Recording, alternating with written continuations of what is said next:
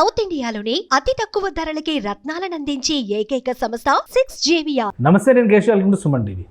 ఆంధ్రప్రదేశ్లో రాజకీయ కక్షలు కళాకారులకు కూడా ఇబ్బందికరంగా మారుతున్నాయా? ఇప్పుడు కొత్తగా అదే చర్చ నడుస్తుంది.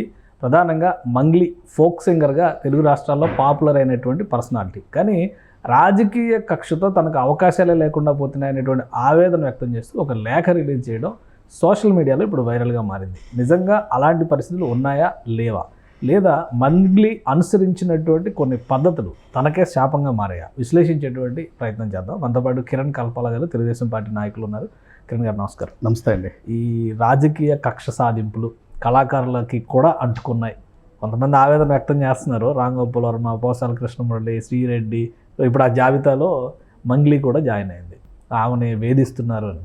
ఇంకోటి ఏంటంటే, ఈ మధ్య మరి కేంద్ర మంత్రి రామ్మోహన్ నాయుడు గారితో కలిసి టెంపుల్ విజిట్కి వెళ్ళింది. దాని మీద కూడా సోషల్ మీడియాలో తెగ నెగిటివ్ టాక్ నడిచింది. ఏంటి, నిజంగా అలాంటి వాతావరణం ఉందా ఏపీలో? నేను మీకు ఒకటే చెప్తానండి. తెలుగుదేశం పార్టీ ఏ రోజున కూడా ఎవరి మీద కక్ష సాధింపు చర్యలు కానీ కక్ష సాధింపు కానీ ఇటువంటి మార్గాలు కానీ అలాంటివి తీసుకోదండి. ఎందుకంటే మొదటి నుండి తెలుగుదేశం పార్టీస్కి ఒక సిద్ధాంతం ఉంది. అన్నగారు పార్టీ పెట్టినప్పుడే నైతిక సిద్ధాంతం. అన్నగారు మరి ఆయన కళాకారుడే కదండి. ఆయన కూడా సినిమా అవకాశాల ద్వారా సక్సెస్ అయ్యి ఒక నాయకుడిగా, మహానాయకుడిగా, కథానాయకుడిగా ఉండి పార్టీలోకి వచ్చారు కదా. అదంతా ఒట్టిమాట అండి. ఇప్పుడు మీరు చెప్పిన లిస్ట్లో పోసాని కృష్ణమురళి కానీ, రామ్ గోపాల్ వర్మ కానీ, అండ్ ఇంకొక పేరు ఏదో చెప్పారు, శ్రీరెడ్డి, వీళ్ళందరూ ఎవరండి? Core YCP and core Jagan party. Okay, అంటే వాళ్ళు ఉండొచ్చు, అంటే వాళ్ళ ప్రొఫెషన్ సినిమా అవకాశాలు, లేదా సినిమాలో ఆర్టిస్టులుగానో, లేదా దర్శకత్వ విభాగాల్లోనో, లేకపోతే సాంగ్స్ దాంట్లో ఉండొచ్చు. కాకపోతే పరిధి దాటితే, ఎవరైనా సరే పరిధి దాటి ప్రవర్తిస్తే కొంతమంది ట్రోలింగ్ కానీ లేదు అంటే కనుక అవకాశాలు దెబ్బతినొచ్చు.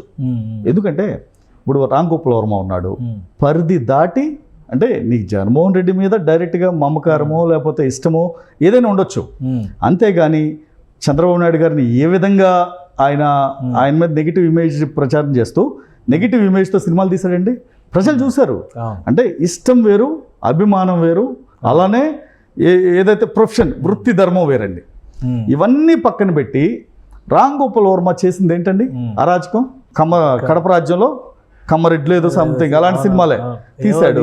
అంటే కాంట్రవర్సీ, టైటిల్ కాంట్రవర్సీ, అలానే నెగిటివ్గా చూపించడం.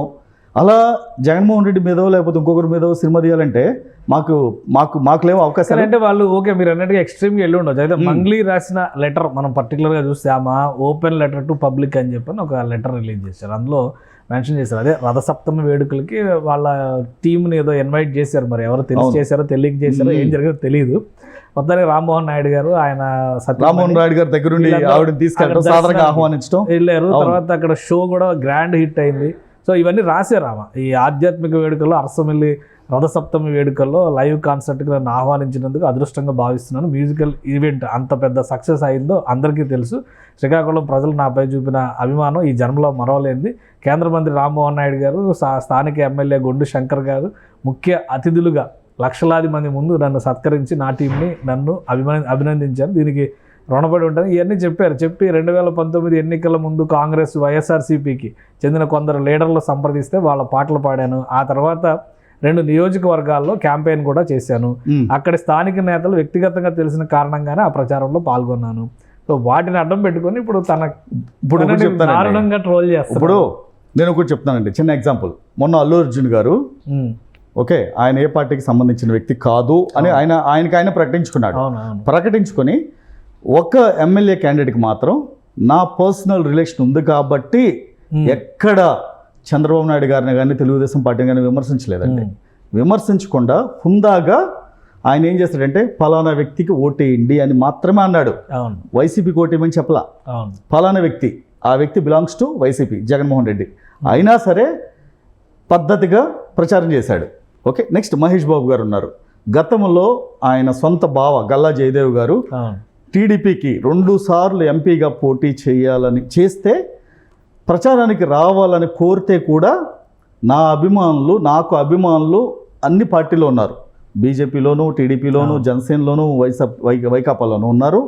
నేను వారిని హట్ చేయనని చెప్పి సున్నితంగా తిరస్కరించారు. అది రాజకీయ హుందాతనం. ఓకే, మరి ఇక్కడ మంగ్లీ ఓకే అంటే నేను అనేది ఒక వ్యాపారస్తుడు కానీ లేదంటే ఒక సినిమా ప్రవృత్తిగా ఉన్నవాళ్ళు ఎవరైనా సరే, సింగర్స్ కావచ్చు, ఎవరైనా కావచ్చు. ఇప్పుడు అనంత శ్రీరామ్ ఉన్నాడండి.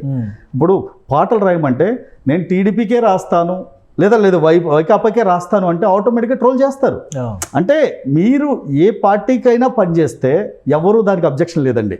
ఇప్పుడు ఈయనున్నాడు నల్గొండ గద్దర్, ఓకే, తను చూస్తే నేను ఒక జగన్మోహన్ రెడ్డికే రాస్తాను, ఎందుకంటే తను రాసిన పాటలు జగన్మోహన్ రెడ్డికే సక్సెస్ అయ్యాయి, రేవంత్ రెడ్డికే సక్సెస్ అయ్యాయి, చంద్రబాబు నాయుడికే సక్సెస్ అయ్యాయి. ఓకే, బీఆర్ఎస్కి రాస్తే అదే సక్సెస్ అయ్యాయి. అంటే ఇక్కడ చూడాల్సింది మనం వాళ్ళ ప్రొఫెషన్ చూడాలి.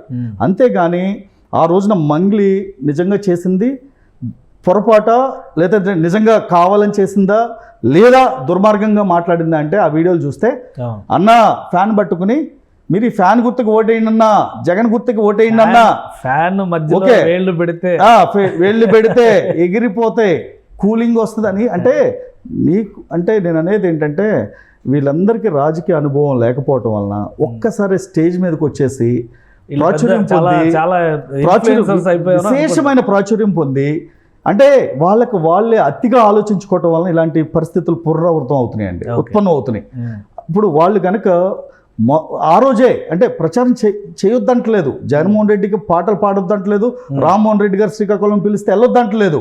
మీ వృత్తి ప్రవృత్తి ఏంటంటే మీ ప్రొఫెషన్ అది. కాబట్టి రేపొద్దున గన్నవరంలో నేను పిలవచ్చు అంటే అక్కడ రాజకీయాలకు సంబంధం లేకుండా మీరు ప్రవర్తిస్తే అది ఇటువంటి ఇబ్బంది ఉండదు. కానీ ఇక్కడ ఆమె అదే చెప్తుంది లెటర్లో, కన్క్లూజన్లో కూడా ఆమె ఏం చెప్పిందంటే చంద్రబాబు నాయుడు గారు నేను ఎక్కడ ఎప్పుడు అనని మాటలని ఆధారాలు లేకుండా వాస్తవాలు తెలియకుండా కొందరు కావాలనే రాజకీయ లబ్ధి. ఇప్పుడు ఏమైనా టార్గెట్ చేస్తే ఏంటి తెలుగుదేశం పార్టీ కానీ కూటమికి కానీ ఏమైనా కలిసి వస్తుందా? అసలు ఆవిడెవరండి?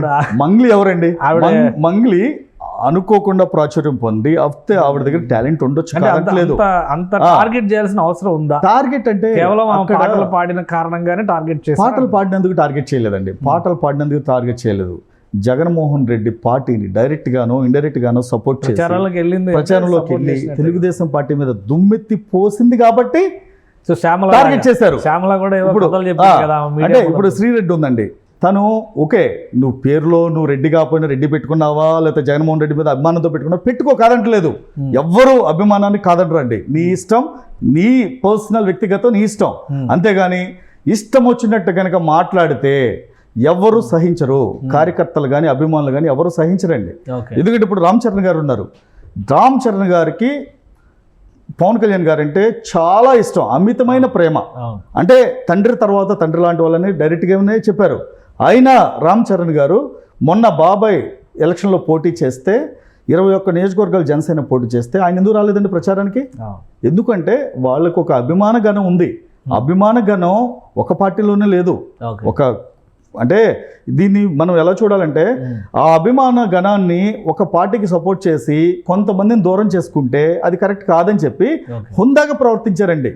అంటే ఈ రోజున మనం చూడాల్సింది ఒక పవన్ కళ్యాణ్ గారు కానీ అల్లు అర్జున్ కానీ మహేష్ బాబు గారు కానీ వీళ్ళు చాలా హుందాగా ప్రవర్తించారు.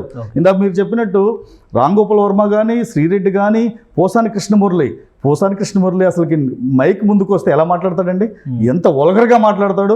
అలాంటి నీచుడు మాట్లాడితే ప్రజలు డెఫినెట్గా ఇంకా ఒక రకంగా చెప్పాలంటే రేపొద్దున అలాంటి వ్యక్తిగత విషయాలు ఏంటంటే ఇలాంటి వాళ్ళని చట్టపరంగా చర్యలు తీసుకోకపోతే ప్రతి ఒక్కడు ఇలానే ఆసరాగా తీసుకుని పోసాని అంటే మంచిని ఎవరు తొందరగా యాక్సెప్ట్ చేయరండి, చెడు త్వరగా బయటకు వెళ్తుంది. ఇలాంటి వాళ్ళ మీద యాక్షన్ తీసుకుంటే రేపొద్దున జగన్మోహన్ రెడ్డి గారి మీద అయినా చంద్రబాబు నాయుడు గారి మీద అయినా అవాకులు చవాకులు పేలకుండా ఉంటాయండి. ఎవరైనా రాజకీయాల్లో హుందాగా ప్రవర్తిస్తే డెఫినెట్గా మనం దాన్ని సపోర్ట్ చేయాలి. అంతేగాని ఆ రోజు అధికారం ఉంది జగనన్న కక్ష సాధింపు లేదండి. మంగ్లీ ఒక సింగర్ అంతే. ఇప్పుడు తను ఏమన్నా ఎమ్మెల్యేగా కంటెస్ట్ చేస్తుందా? లేదు. కాకపోతే అభిమానులు టార్గెట్ చేశారు అంటే ఆ రోజు ఆవిడ మాట్లాడిన మాటలకి ఇప్పుడు ఆవిడ అభిమానులు కళాకారిణి ఫీల్ అయ్యారు. ఇప్పుడు ఆవిడ కళాకారిణి అనే విషయం గుర్తొచ్చినట్టుగా ఉంది. ఇప్పుడు గుర్తొచ్చింది అదే. లాస్ట్ లో కూడా కళకు కళాకారులకు ఎల్లలు లేవని, ఎటువంటి భేదభావాలు ఒకటండి, ఉండవని అదే. నమ్ముతున్నారని చెప్తుంది. కళాకారులైనా లేకపోతే అభిమానులైనా అభిమానం పరిధి దాటనంత వరకు ఉంటే బానే ఉంటది. కళాకారులు పూర్తిగా పరిధి దాటితే పార్టీలో చేరిపోవచ్చు కదా. ఇప్పుడు అదే. శ్యామల ఉంది, ఆమె అధికార ప్రతినిధి అయిపోయింది. అవును, రేపు ఈమె కూడా అలా ఇప్పుడు అభిమానం ఉంటే అయిపోవచ్చు. పరిధి దాటి ప్రవర్తిస్తే డెఫినెట్గా అభిమానుల నుండి కానివ్వండి, కార్యకర్తల నుండి కానివ్వండి, ఇలాంటివే ఎదురవుతాయి. ఇలాంటి పునరావృతం కావాలి అంటే ముందు మన భాష సరిగ్గా ఉండాలి. నెక్స్ట్ అభిమానం ఉంటే లోపల చూపించండి. అంతేగాని మీరు డైరెక్ట్గా ఇంకొక పార్టీకో లేకపోతే ఇంకో దానికంటే డెఫినెట్గా ట్రోల్ చేస్తారు. అభిమానులు కొన్ని చోట్ల మీరు ఇష్టం లేనట్టు ప్రవర్తిస్తే తిరగబడతారు. అలాంటి మనం ఎవరు ఆపలేరండి. ఆ అభిమానగణాన్ని ఎవరు ఆపలేరు. అందుకని ఇప్పుడు ఏదో మనం అభిమానం ఉంటే చిరంజీవి గారి మీదైనా లేదా పవన్ కళ్యాణ్ గారి మీదైనా బాలకృష్ణ గారి మీదైనా లోపల పెట్టుకోవాలి. అంతేగాని వాడంతా వీడంతా అంటే డెఫినెట్గా తిరగబడతారు. అభిమానులు ఊరుకోరు. ప్రస్తుత పరిస్థితుల్లో ఈ సోషల్ మీడియా వచ్చిన తర్వాత ట్రోలింగ్ ఎక్కువ వద్ది. ఈలోపే ఆవిడకి వ్యాపార అవకాశాలు ఏం తగ్గినాయో లేదంటే అవకాశాలు ఏం తగ్గినాయో నాకు అర్థం కావట్లా. అంటే ఆవిడ చేసిన తప్పుని దిద్దుబాటు చర్యలుగా మరోసారి పునరావృతం కాకుండా నువ్వు జగన్మోహన్ రెడ్డికో లేకపోతే షర్మిల గారికో ఎవరికైనా పాటలు పాడు కాదంట్లా. కాకపోతే వ్యక్తిగత విమర్శలు చేస్తేనే, అలానే ఒక పార్టీకి అంటుకుని పెట్టుకుంటేనే ఇలాంటి సమస్యలు వస్తాయండి. Right right thank you Kiran గారు విశ్లేషణ అందించినందుకు. ఇది మంగ్లీ రాసినటువంటి లేఖ పూర్తిగా ఆమె వ్యక్తిగతమైనటువంటి అంశం. పరిధి దాటి వ్యవహరిస్తే ఖచ్చితంగా ఎవరికి వాళ్ళకి అభిమానులు ఉంటారు కాబట్టి వాళ్ళ రియాక్షన్స్ కూడా ఈ విధంగా ఉంటాయి. కక్ష సాధింపుకు వెళ్లాల్సినటువంటి అవసరం తెలుగుదేశం పార్టీకి కానీ కూటమి ప్రభుత్వానికి కానీ ఎట్టి పరిస్థితిలో లేదు. ఆమె కొన్ని సందర్భాల్లో చేసిన వ్యాఖ్యలే ఆమె మెడకి ఇప్పుడు చుట్టుకున్నాయి. కానీ తెలుసో తెలియకో అరసవిల్లులో ఆహ్వానించినంత మాత్రాన అది ఒక నెగిటివ్ అంశంగా చూడాల్సిన అవసరం లేదు. అందుకే అభిమానులు చేసినటువంటి కామెంట్స్ పైన కూడా అధికారికంగా ఎక్కడ టీడీపీ నాయకులు కూడా స్పందించలేదు. మంగ్లీ పద్ధతి మార్చుకుంటే ఇప్పటికైనా ఒక కళాకారునిగా గుర్తింపు కొనసాగుతుందని విశ్లేషిస్తున్నారు కిరణ్ గారు. ఇది special discussion. Keep watching. Suman టీవీలో మీ పర్సనల్ అండ్ బిజినెస్ ప్రమోషన్స్ కోసం కింది నెంబర్కి కాంటాక్ట్ చేయండి.